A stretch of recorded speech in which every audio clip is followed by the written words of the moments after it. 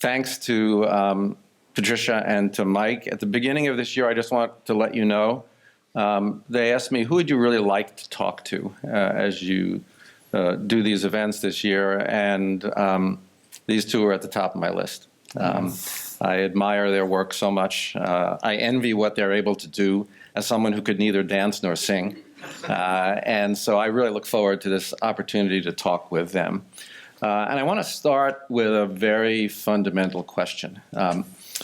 The areas in which you work, music and dance, have been part of the human experience for as long as there has been human experience. There is evidence that musical instruments, they found musical instruments that are probably 35,000 years old. And there are paintings on the walls of caves of people dancing that are 9,000 years old. So I want to ask each of you, what is it about dance, and then what is it about music that makes it so fundamental to what people are? Why have people always been dancing, and why have people always been making music? So, Patricia, I'm going to start with you. Of course. I just want to say, by the way, she's nervous. If I did what she does, I would be petrified. So there's no need to be nervous. We're gonna work on that. Yeah. Mm-hmm. I like to think about in the womb, the first instrument is your heartbeat. Therefore, you have a drum. And I think as our cells just keep dividing, it's all movement. So I think it is at the very beginning. And I think we can't help but have music and dance, once we are actually fully developed in here. Mm-hmm. It's what we do all the time. Mm-hmm. So you already dance, FYI. I have. Yeah. She is convinced that before I leave Macalester, she's going to teach me to dance. I am convinced that she will be unsuccessful. There's something really amazing about having your instrument be your body. It's something you can never really let go of. Like if a trumpet player has a bad day in the studio, she can, put the instrument back in the case and say, okay, I'm going to blame this piece of brass, go to sleep, come back the next day. But a singer or a dancer, you don't get to do that. And having your voice be so intimately connected, or with movement, I would imagine, with your very breath, the word anima, soul, also means breath, there's something so incredibly primal about it. And I can only think, I often would surmise that before even we could communicate with language, we knew how to wail and lament, or give praise in whatever way seemed appropriate, or to lullaby an infant. It's just there's a fundamental means of expression in the body that we as musicians, singers, movers, breathers connect to in a way that feels good, and it feels good to use it over and over again. And so we acknowledge that it is a central part of who we are. It always has been, and yet there are lots of people like me who are not comfortable either dancing or just singing. So what do each of you do? And you must both encounter students who are like that at the beginning of their process. So what do you do with a student who just says, look, I can't dance? I mean, how do you take that student from that position to someone who becomes much more comfortable with their body? Well, first of all, we're going to get on each other's calendar and you will experience it. We just won't do it today in front of people.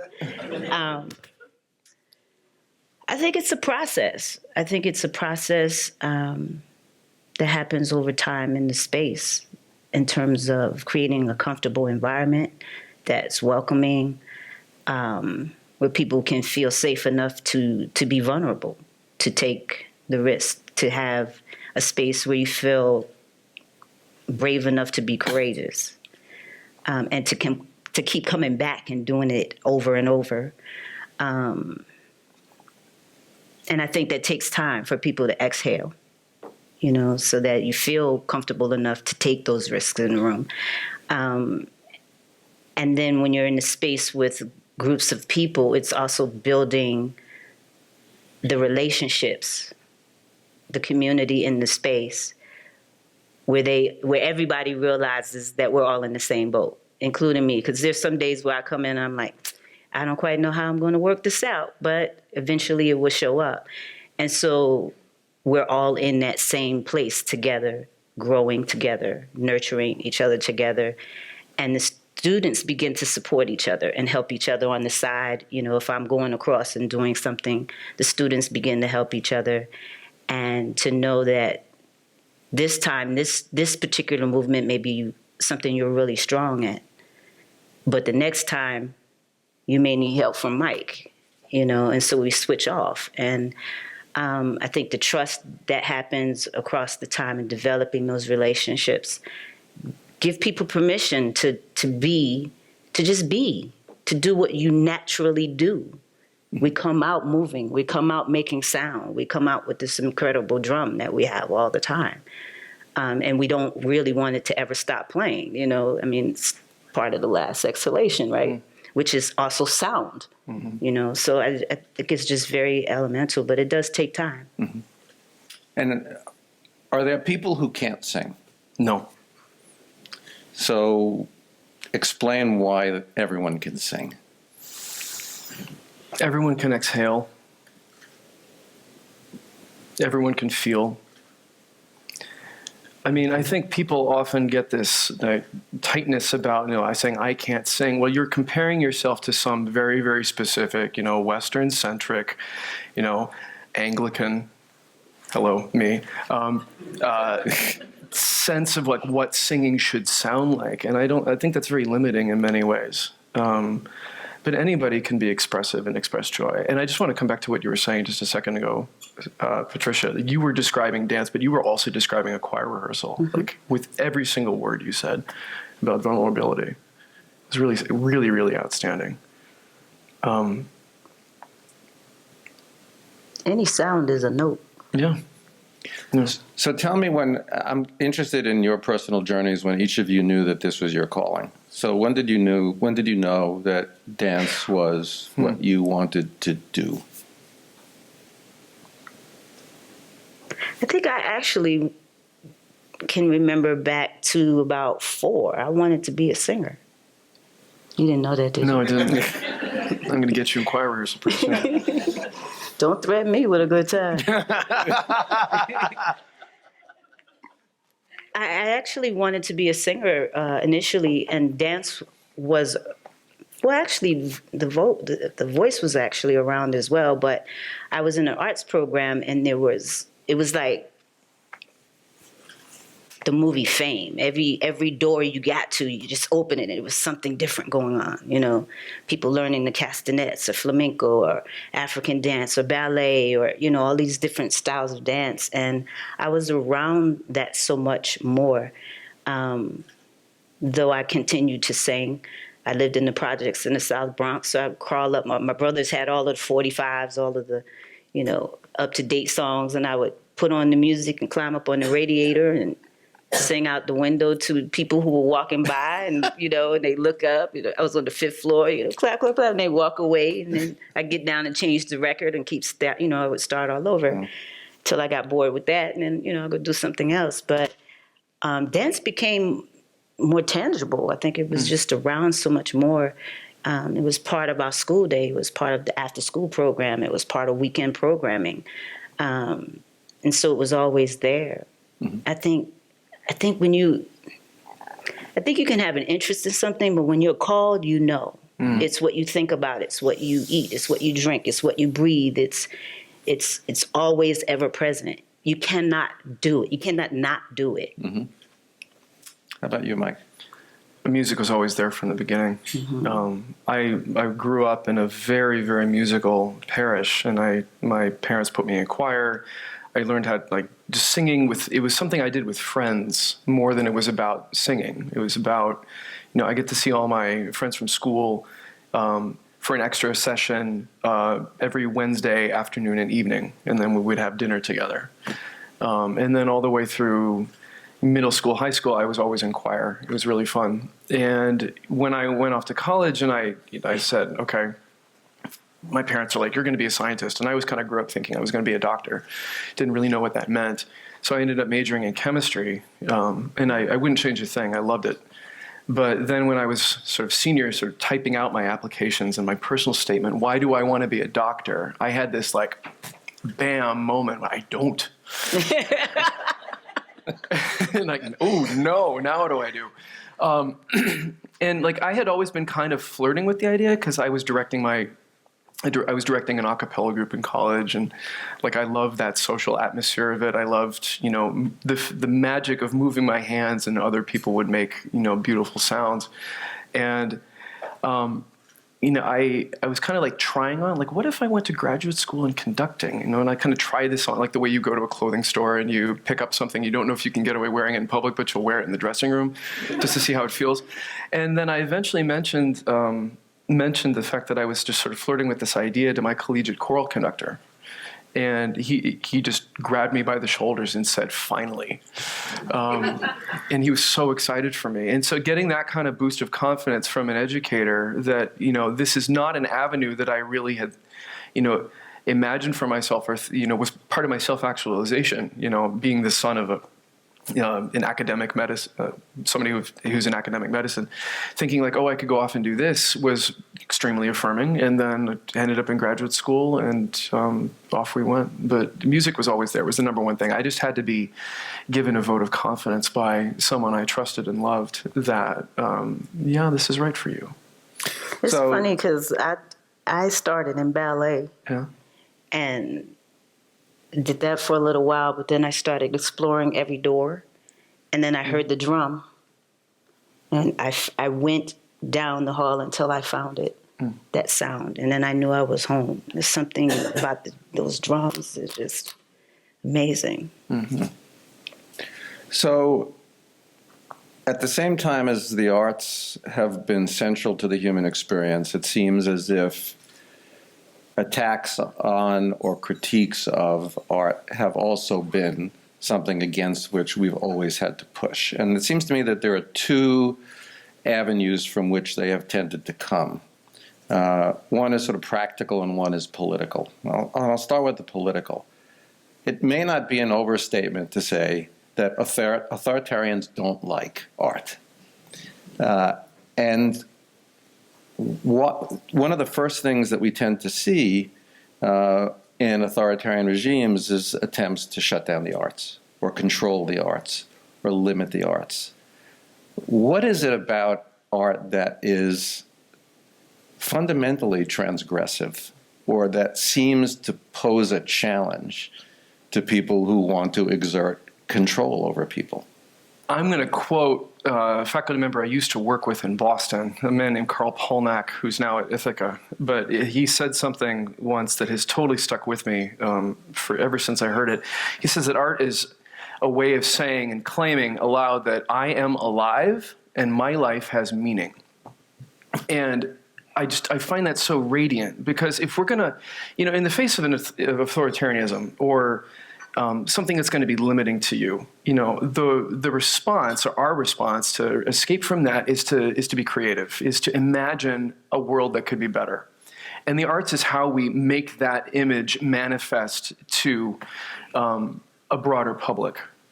And the other thing I was thinking about, we're staying at a hotel in Santa Monica. And, we don't have oceans in Minnesota. And to have the luxury of being able to step outside right about 4:45, 2 days in a row, and watch the sun go down and watch the sunset, and then see how the activity on the beach kind of slows, and all of a sudden everyone kind of turns to the west and watches this scene. There's something incredibly powerful about a group of people coming together to witness something beautiful. It's an unspoken sort of holiness that is tangible. There's energy there. It's uplifting. And I think the experience of art in so many ways that I could express verbally or non-verbally is just the most powerful way of bringing people together for a common purpose, recognizing that they can together be part of something that's very, very special and powerful. And I think recognizing that that power exists to motivate people is something that, sadly, there are forces in this world that want to quash that. Sometimes it just shines too much of a light, I think, on things that are not the best. I'll leave it at that. But everything is based in a creative principle. So I think that the most powerful expression of frustration at racism in our society that I've seen at Macalester, and we've talked about this performance, is one of the dance concerts. A few years ago, there was a piece choreographed by two of our students, both black students at Macalester. What is it about the ability of a piece like that to express so much meaning that words can't express? Some things go beyond words. Some things you can't get to with words. You know, some things are reside in a whole nother realm, you know, a different realm.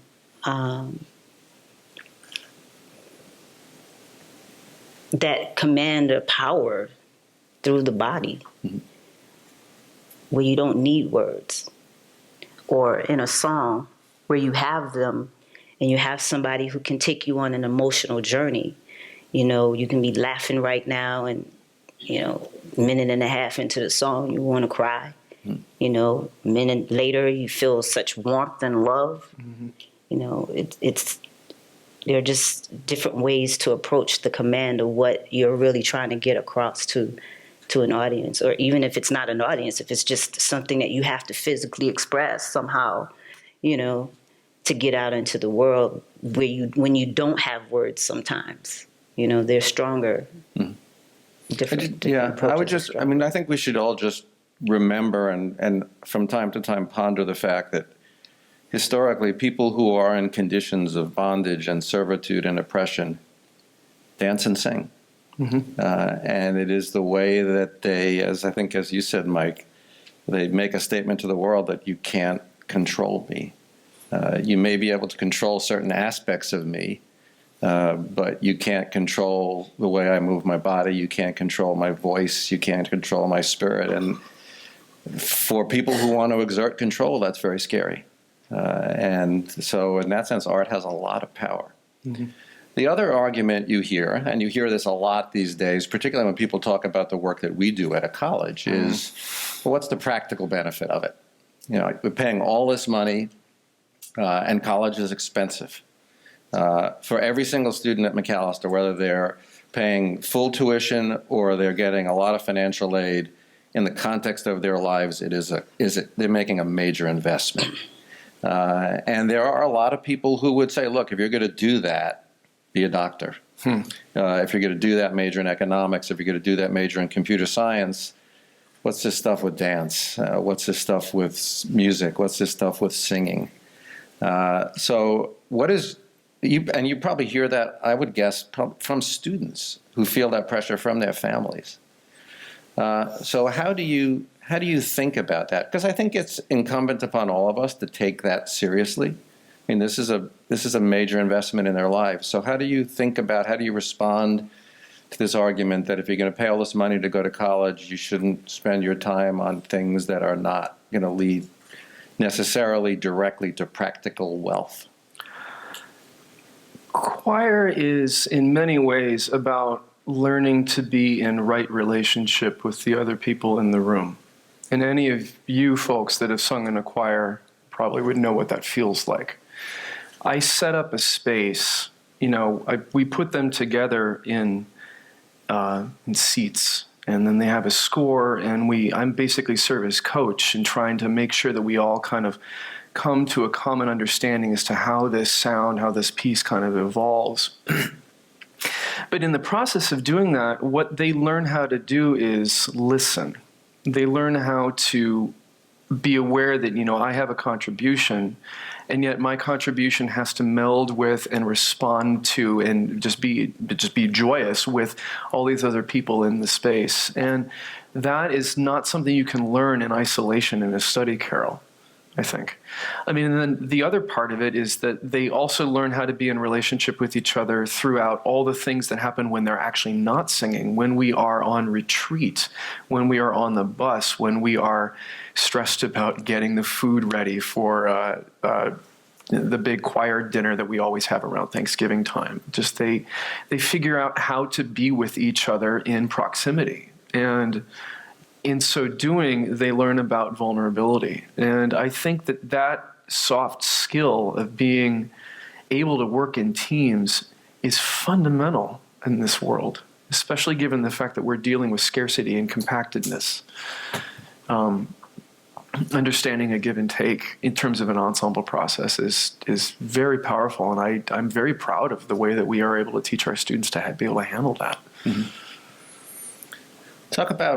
Patricia, talk about the way dance forces us, and you alluded to this earlier, to be both vulnerable and dependent upon other people.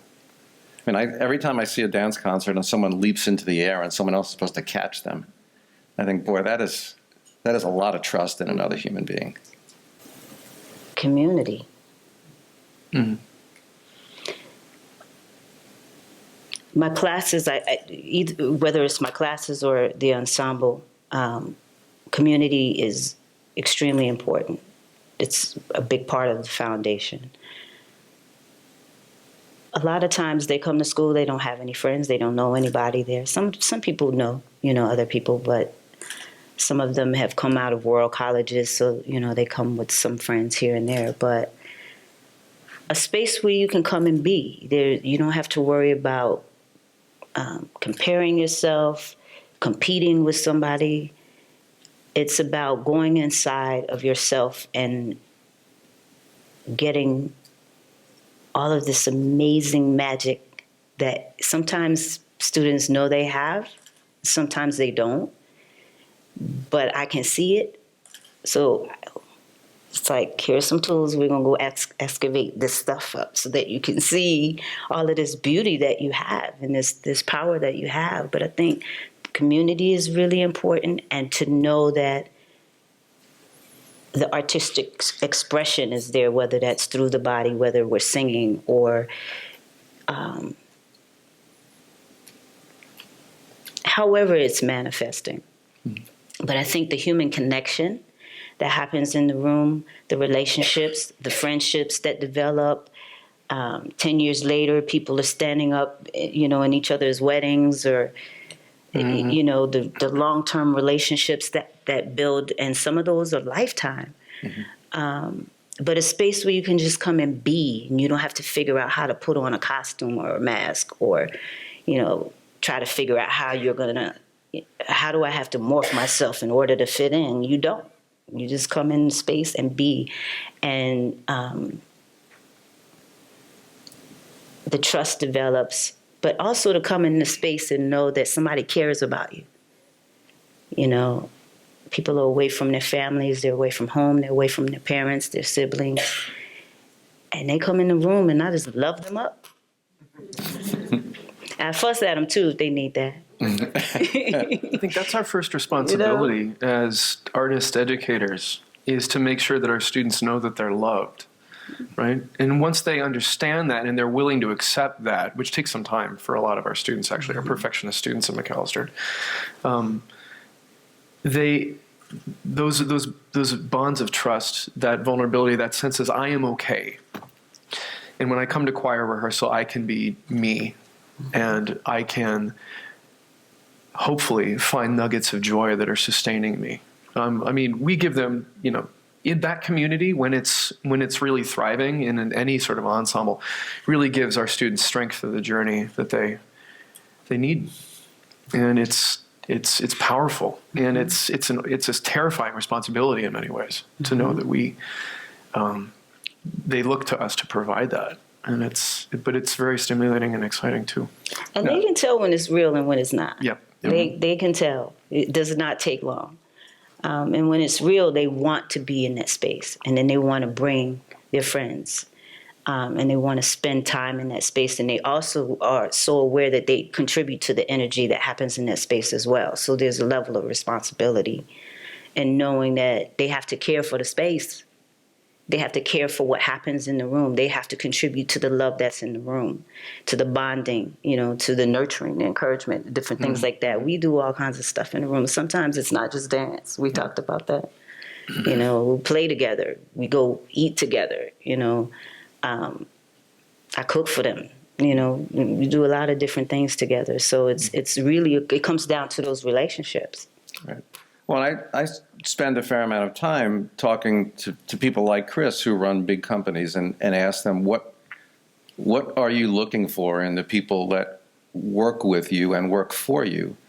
And they talk about things like the ability to work in teams and the ability to be creative, the willingness to take risks, resilience, the ability to fail and get back up. And all of those things are exactly the things you're talking about. The dependent, you can't be in a dance concert and you can't be in a choir and just be a soloist. You have to depend on other people. And very few of us in our work lives are soloists. When I think about the skills that students come out of college with, those are often the things that they can be really, really book smart. They can know chemistry cold, they can know economics cold. But if they don't have those other skills, they're going to struggle to be successful. And so, if I had my way, every one of those computer science majors and every one of those economics majors would also participate in the arts, and a lot of them do. One of the things that I think it's important for people in this room to understand is just how much the arts at Macalester, and I would say particularly the performing arts, are thriving. And so, how many students in a typical semester right now participate in one or another of the dance ensembles or courses or classes, and how many students participate in one or another of the choral ensembles that you work with? Well, just for the choirs, at this point, we've got about 120 total between the two groups. But if you add in, all of our ensembles, the African Music Ensemble, orchestra, jazz band, pipe band, all the student a cappella groups, the Wind Symphony, all this kind of stuff. It's hundreds and hundreds of students. And in any given semester, I think the stat that we tried out is we have fully a quarter of the student body coming through the music building in some capacity, either participating in the ensembles or taking lessons, or taking electives or classes within our department. So let's history, theory, or any one of the fascinating electives my colleagues and I teach. Because we have, I think within I'm thinking about the choirs themselves, I think less than 10% of those students are music majors. I see a lot of, selfishly, I see a lot of myself in them sometimes because I was a chemistry major, I think I said. And, but everybody, they have this interest and they have, all these different things that attract their attention, but they all love to sing. They all love music, and it's something in their lives that they don't ever want to let go of.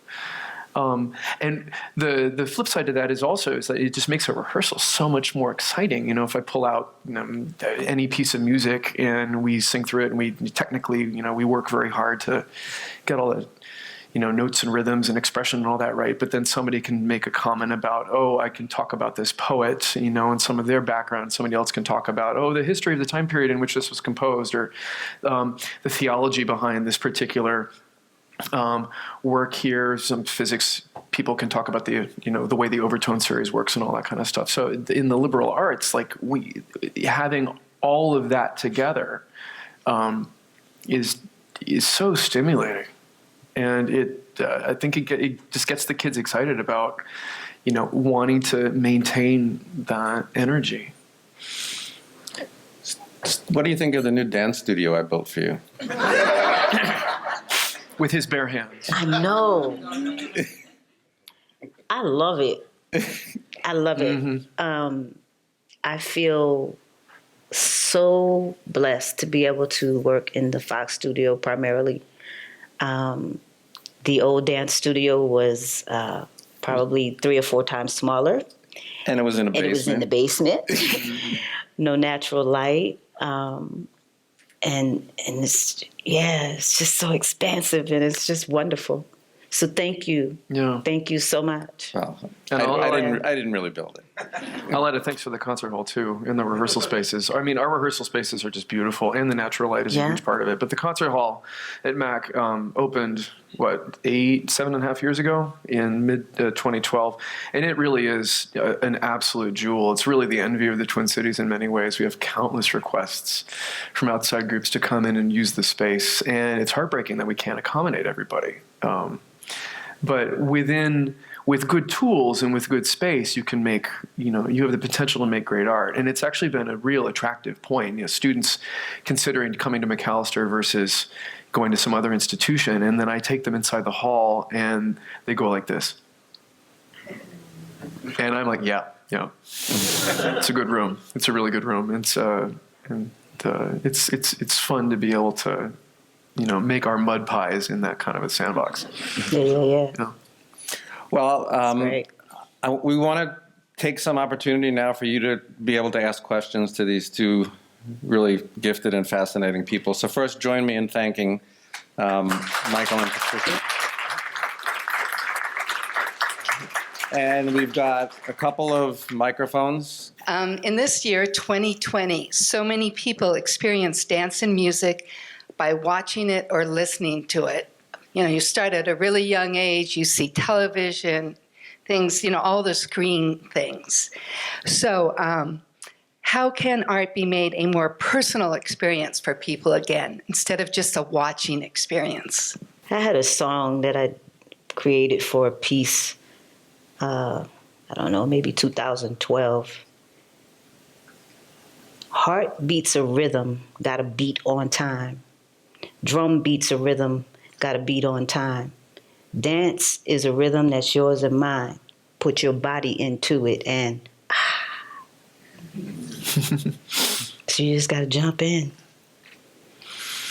When you say make it more personal, can you parse that a little bit more?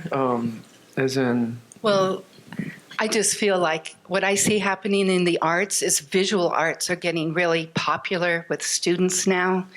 But dance is lessening because people don't move their bodies like they used to. People spend more time watching, and so much of dance got professionalized. And so if you didn't start as a studio, you just didn't feel it was something that you would participate in. And I don't know if the same is true for music. So by personal, I just mean doing it, not watching it, not listening to it, but actually singing it and dancing it. One of our colleagues, Soa Mensa, one of the things I love about his leadership with the African Music Ensemble at Macalester is that when they do a number and they have to change instruments or they have to move the set around, and so in filling that time space, Soa will address the audience, and then he'll start teaching songs basically to the people who are there just by call and response. He'll sing something, we'll sing them back. He'll sing, we'll sing. And so he teaches them a short melody. And then later on in the performance, what happens is that the audience is called upon to sing that little phrase, and it fits in perfectly with whatever the number is. And that's joyous. And every performance I go to, and seeing guests that have never witnessed our African ensemble before, be part of that and sing with that, and so it makes them get up and dance too. He's very, very charismatic in that way. I love that kind of participation. Because it's, in many ways, one of the tough things I think about choral music is that we've sort of set up this architecture where, this is very formal. You walk out on stage and you have claps, and then you sing, and then you clap, and it's basically us and you, and there's not a whole lot of dialogue. But the more that the students on stage can say, I'm having so much fun, I'm having fun, look at me, but rather, I'm having so much fun, and I want you to be part of this too. And, sometimes we have people sing along for choir events. But having our students go out, people say, oh, that looks like a lot of fun. I'm like, tell your friend they need to come and be in choir. And we just kind of spreading the news that way just to get to rope people in. Like, did you like what you see? Come join us. And I will just add, one of the priceless things about being in a small, close-knit community like Macalester is that people don't let you just be passive. So I've been part of a number of events at which Patricia has spoken, and typically everyone in the room's got to get up and move, and everybody in the room's got to make some noise. And we can do that because we're small enough to do that, and we're close enough to do that. But I think you're absolutely right. I mean, in general, we're becoming a more passive society, and with technology like virtual reality, I mean, you can now put on a pair of 3D visors and watch a quote live concert. And not only are you now removed in the way that Mike described, where you're sitting in an audience, you're not even really in an audience. You're sitting in your living room. And you're watching someone else dance or sing or act as if you were there, but you're not really there. You're by yourself. And so in a world like that, figuring out ways to create and maintain community and get people engaged is really important. And it's becoming harder. It's why being at a place like Macalester is such a privilege for the students who are there, because they get that immediate experience. I love the idea of the Mac moment, and I wondered for both of you, what might be the Mac moment that your teaching had the biggest impact on students, or the biggest ripple effect? I think in general, making my students understand that we are in the process of making a gift for ourselves, and then inevitably for the audience is part of that. But if you're talking about a specific moment, I was actually just musing on this about half an hour ago. The concert choir takes a trip every spring break. And 2 years ago, our spring program was basically a lot of what I would call new Americana. We had a new commission. We had some arrangements, including some by one of my predecessors in choral music at Macalester, Dale Worland. And the centerpiece of the program was a long 20-minute piece for choir and guitar on the poem Civil War Poetry from Walt Whitman. And the composer was a guy named Jeffrey Van, who himself is an alum of Macalester. I asked Jeff if he would come with us on tour to play his piece and just to sort of be in community with the students throughout this whole journey. And he was very excited, and so he came with us. But the middle stop on our tour was at Gettysburg. And we opened that morning with a tour of the battlefield on the bus. And because our tour guide didn't pace it so well, we ended up seeing a lot more of the Southern Line and all of the Confederate monuments on the Southern Line than we did with the Northern Line. We got through it, but we had to go a lot faster. The students they didn't talk a lot on the bus. They were just kind of taking everything in. And then when we got back to the venue, the church we were going to perform at, I could tell that they had a lot that they needed to say. And I didn't want to be the person to sort of tell them what to think. And I said, we really need to rehearse right now, but talk. What are you thinking? And the fire of the discussion that they had was so fascinating. The anger, the curiosity, the joy, especially since actually I'm coming back. One of the things our tour guide said was that the reason the war happened is because people just failed to compromise. And that did not sit well, put it mildly. So they had a lot to unpack about that. We finished that conversation. We went down. We had a phenomenal potluck dinner in the basement hosted by this church. We came up, and this place is completely filled with guests. We sang all of those pieces, and we finished that whole set by Jeffrey Van, the Civil War piece. And I saw there are tears streaming down people's faces in the audience. And that ovation we got at the end of that concert was one of the most amazing and intimate and powerful experiences I think I've ever had. So to be in that particular space that's so sacred for our nation's history, doing that kind of music and hearing the students bringing all of the trials of their life experience into that discussion and just impacted the performance. And it's a memory I will never, ever forget. I guess that was probably my Macalester moment.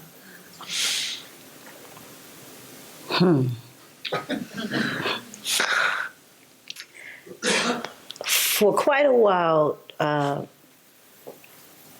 in the earlier years of being at Macalester, there were a lot of things that I felt were needed, i.e., I used to, when I first started, I was teaching more traditional West African dance, and I was the only person of color in the room. Eventually, the drummer who was there wanted to go and do some other things, so then I had another black drummer that was with me. And I knew, well, actually for a while, I was really surprised. I couldn't figure out what was going on in the space. There was a hip-hop group that was started by a young lady by the name of Alessandra Williams. She started a hip-hop dance group called Bodacious. And I went to a rehearsal, and there were probably 30 students of African descent. And I was like, since the 70s, where have y'all been? Like, you know, and I was really surprised. And I took it upon myself to slowly try to implement some change in my classroom, for starters.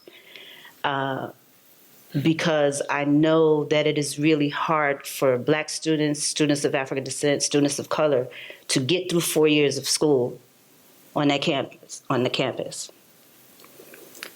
And I felt it was important for these students in particular to have a space to come and just be.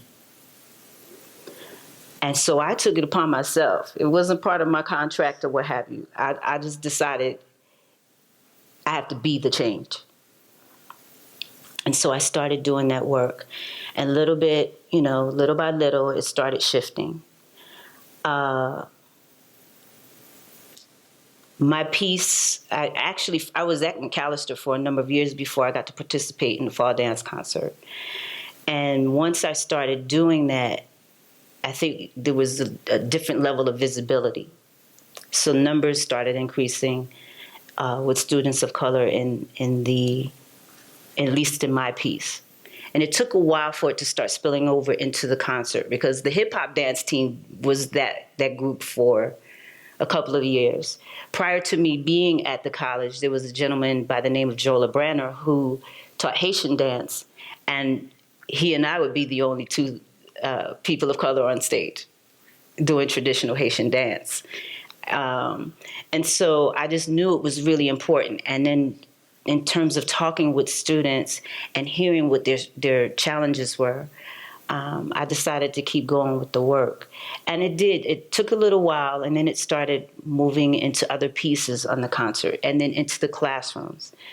And then there was one year where myself, Soa Mensah, and Harry Waters Jr. did Anansi in the Pot of Wisdom. We did a collaboration. And after that piece, students just started showing up randomly to my classrooms at the end of class going, Sister Patricia, can we please have rehearsal even if we don't have a show? We just want to be in the room. We need to be in the space. We don't have to even be working on anything. Can we just keep rehearsing 5 hours a week? They just wanted to be in the space. And I went, it's working. Yes. Mm-hmm. And so for probably, I don't know, maybe, I'm looking at you like you know, you don't know. So probably for about 3 or 4 years in spring semester, I did that on my own time. Because it's that important, that work is that important. And it still is important. And I think I tend to, because a lot of things are going on with the students on campus, a lot of times I create a lot of high energy pieces that are about joy and happiness and, you know, just making your spirit just feel really euphoric. Let's fly. Let's feel that magic and feel that power.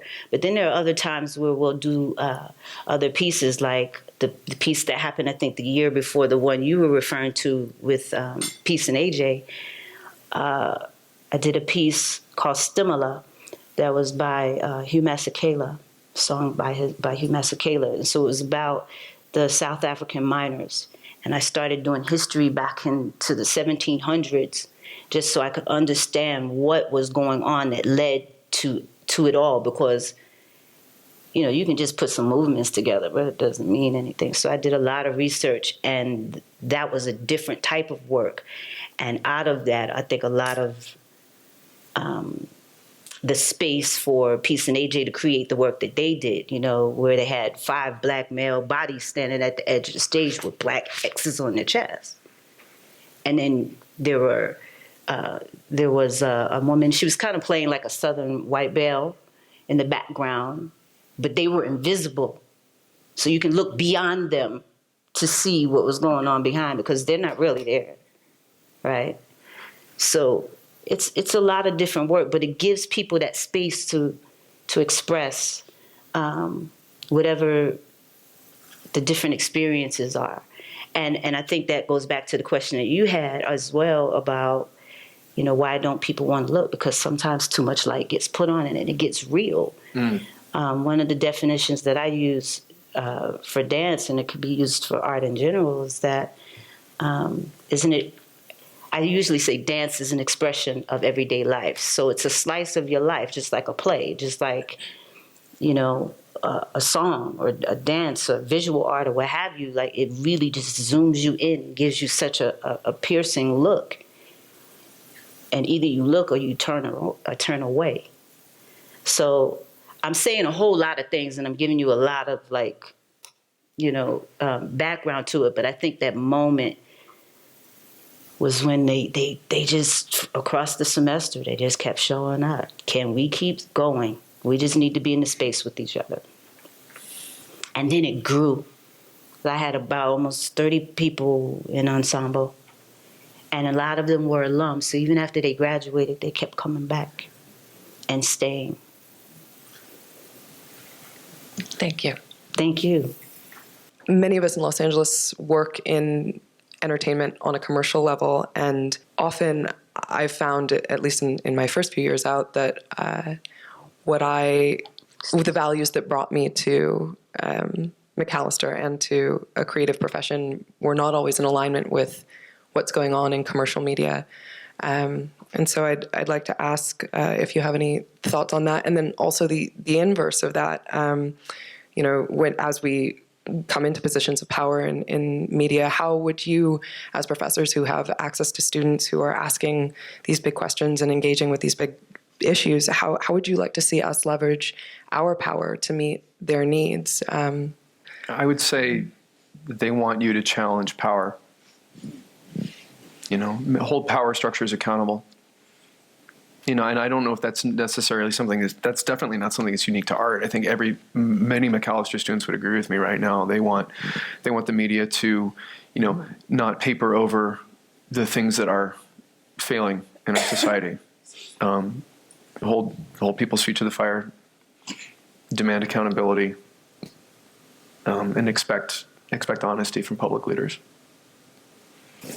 I'm going to veer off someplace. And I think this is because of where I root a lot of what I do. I think hard work is so important. And I think, I'm not talking about, I just think it should be real and it should be honest.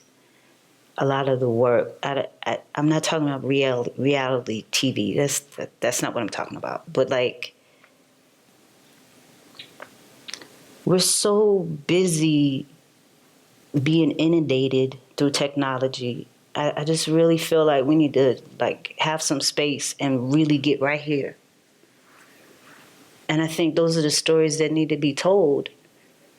Not what's hype and what sells. It's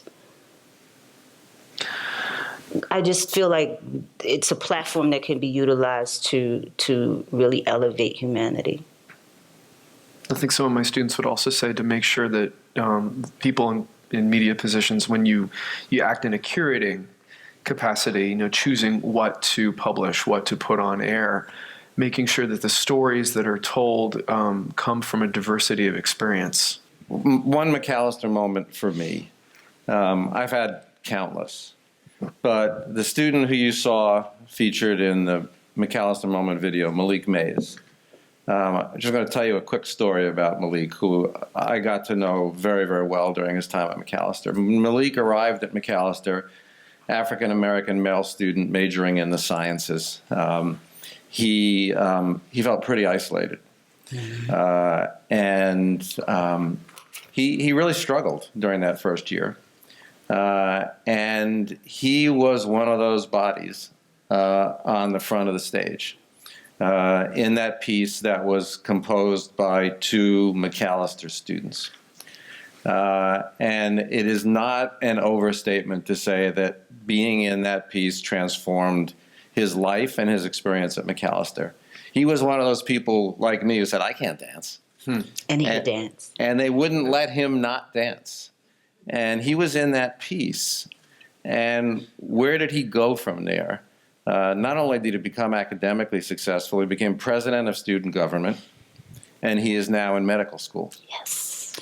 And I am absolutely convinced that if he had not had that experience in the arts, in an ensemble, taking risks in that group, his life would have had a completely different trajectory. So this is not just abstract stuff. This is stuff that really has impact on the actual lives of students. And to see the difference between the composition of the students on the stage when I arrived at Macalester and now, in terms of diversity, is really extraordinary. I mean, what Patricia describes in particular around dance, I mean, honestly, 15 years ago, it was all white students. Yeah. And now it looks like Macalester. And that's all about the work that faculty have done, in particular the work that you have done. So join me in thanking Patricia and Michael for being with us.